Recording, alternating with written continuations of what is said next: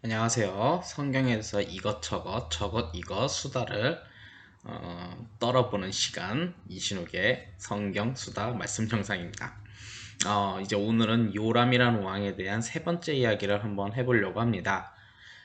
이 요람 왕의 특징, 형제들을 잔인하게 살인했던 살해한 이제 왕의 모습을 한번 이야기를 하려는데, 그런 거다 보면 우리나라 조선 왕조나 혹은 뭐 삼국시대까지 내려가다 보면 왕권을 놓고 형제들 간에 큰 대립이 있었던 것은 참 피할 수 없는 유혹 중에 유혹인 것 같습니다. 뭐 대표적으로 태종 이방원이 이제 왕제의 날을 일으키면서 자신의 이복 동생을 죽이고, 또 2차 왕자의 난 땐 자신의 바로 친형으로 알고 있는데 친형을 이제 제압하고 하는 것을 보면, 참 왕자의 자리는 어쩌면 피비린내 나는 자리가 아닐까. 아직 저가 제대로 보지는 않았지만 왕좌의 게임이라는 드라마가 있다고 합니다. 대충 제가 듣기로는 왕의 자리를 놓고 피비린내 나는 혈투와 내용들을 굉장히 잘 그린 드라마라고 들었어요. 들었기 때문에, 직접 보지는 못했고 들었기 때문에 뭐 아무튼 여러분들이 제가 잘못 이해해도 이해해 주시길 바라고, 아무튼 그런 걸로 보면 참, 참 매정한 세상이구나 하는 생각이 많이 듭니다. 아무튼 이야기는 본 내용으로 들어가서 이제 형제를 살해했던 이제 요람 왕의 이야기를 한번 나눠보도록 합니다. 우선 이 이야기는 역대기에만 기록됐던 사건이 하나 있습니다. 그것이 바로 요람이 왕 자신의 동생들을 살해한 사건이죠. 조금 이거는 좀 나쁜 얘기인데, 보통 역대기에는 좋은 얘기만 있는데 이 사건이 좀 역대기에만 기록된 것이 조금 아이러니하기도 합니다. 아무튼 이 그 역대기에 있는 이 사건을 한번 기록해 보면 요람에게는 6명의 동생들이 있었습니다. 그런데 성경은 이 요람보다는 착한 자들이라고 전해져 있죠. 역대기 21장 13절에 보면 이렇게 기록되어 있습니다. 또 내 아비 집에서 너보다 착한 아우들을 죽였으니 라고 성경은 분명히 기록되어 있죠. 이것은 즉 뭐냐, 요람의 동생들은 적어도 요람보단 착하고 그리고 사람들한테 칭찬을 받았던 사람이라는 것은 알 수 있죠. 그런데 우선 이 요람이 자신의 동생들을 살해하기 이전에 이 정치 지형이나 뭐 그런 그때 당시 시스템이나 체제나 문화 사회를 한번 이해해 볼 필요가 있죠. 우선 요람의 아버지였던 여호사밧은 어쩌면 뭐 내가 봉건제를 할 거야 이렇게 말은 하지 않았지만 어떤 봉건 시스템을 하나 만들었지 않았을까 생각을 합니다. 혹시 옛날 세계사 시간 때 중국의 봉건 제도에 대해서 혹시 들어본 적 있으신가요?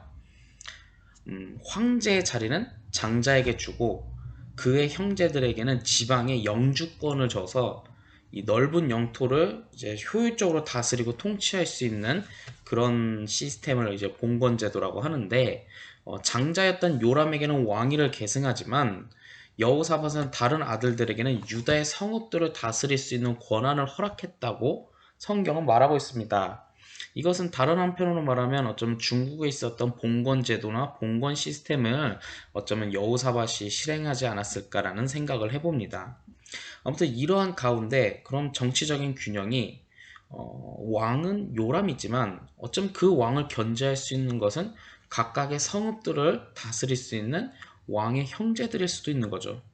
즉 뭐냐, 이것은 그냥 살해한 게 아니라 어쩌면 정치적인 상황이 견제 시스템에 대한 왕의 반발, 자신의 견제를 하는 그 시스템을 스스로 아버지가 만들었던 그 시스템을 자기가 마음에 안 들다고 확 무너뜨려 버리는 상황을 발생한 거죠. 그러는 가운데 설마 그냥 형제 둘이서 그냥 칼부림만 쳤겠습니까? 뭐 요람의 부하들 그리고 형제들의 부하들, 그들이 서로 쾅쾅쾅 부딪혔겠죠. 그러다 보니 뭐 거기에 휩쓸려서 죽어나간 사람도 있을 거고 거기에 휩쓸려서 고통받는 사람들도 있을 거고, 아무튼 지나가다 보니 그냥 난리 부르스 상황이 아니었을까 생각은 듭니다. 그런 것처럼 정치적인 형제 싸움에 대해 역시 당연히 피해받는 것은 백성들이죠.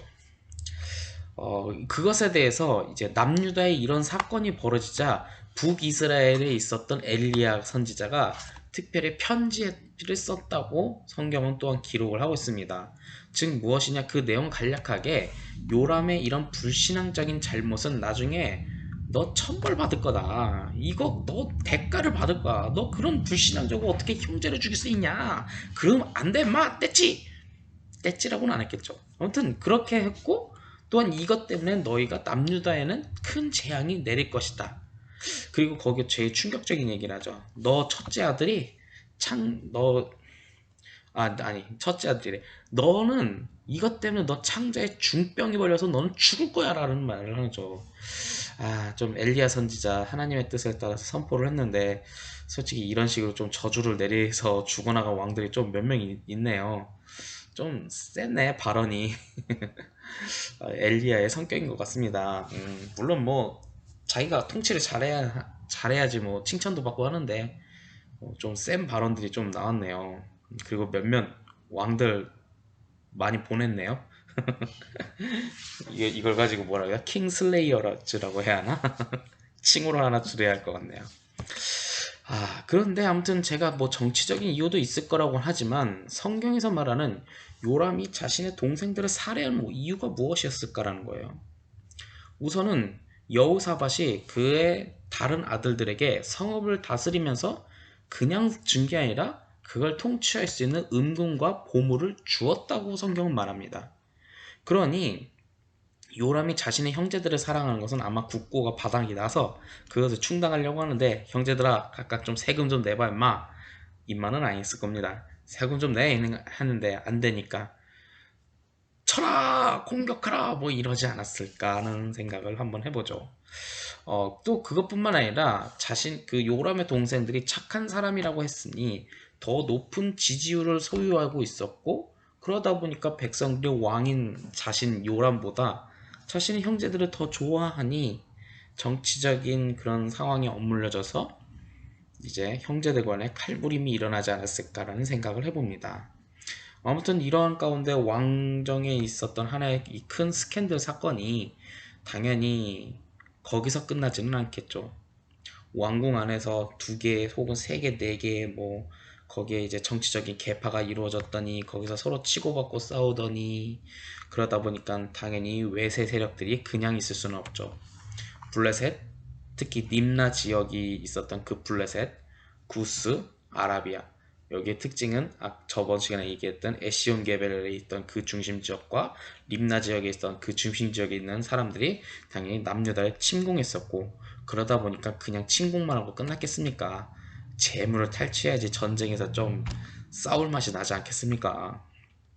그러니 남유다에 있었던 왕궁을 모든 재물을 탈취하고, 또한 왕족들도 윈질로 잡아가서 또 뭐 인질 돌려줄 테니까 돈 내나 어쩌고저쩌고, 뭐 개발권 내나 영토 내나 토지 내나, 뭐 또 이럴 때 또 당시 사회적 약자였던 여성들 내놔 뭐 이러지 않겠습니까?